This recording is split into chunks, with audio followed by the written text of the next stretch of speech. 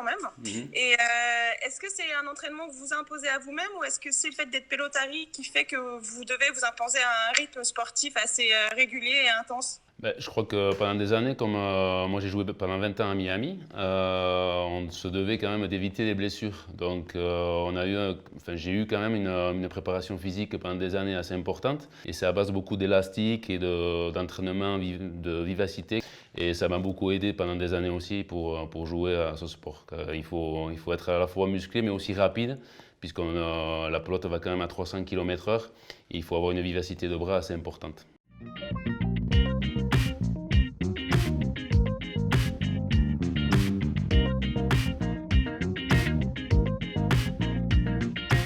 Quelles sont les grandes qualités pour jouer à la pelote basque?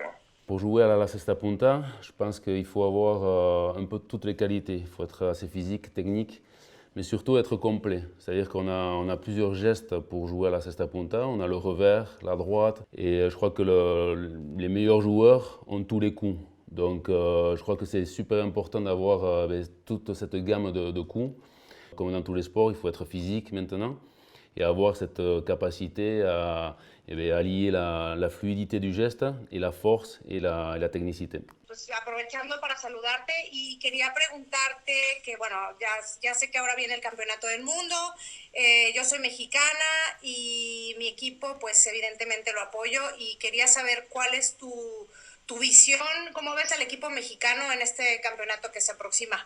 Bueno, yo creo que México siempre ha tenido buenos jugadores. Parece que jugaron el Nacional y salieron los 4 seleccionados para el Campeonato del Mundo. Entonces, siempre estamos muy pendientes de México. Sabemos que sacaron durante muchos años muy buenos pelotaris. Y bueno, jugué yo en México este año durante 3 meses contra esos pelotaris. Entonces, bueno, sabemos cómo juegan.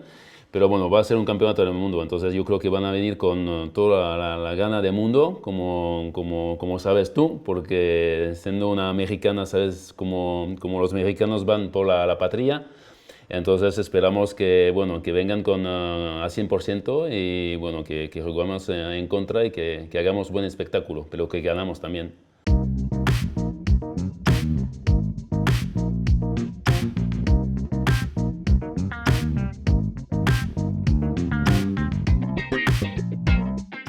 Travailler avec un coach qui est spécialiste des pelotaris ou juste spécialiste du sport? Non, pas forcément des pelotaris. C'est un coach, voilà, déjà c'est un copain à moi et puis il a beaucoup entraîné des équipes de rugby.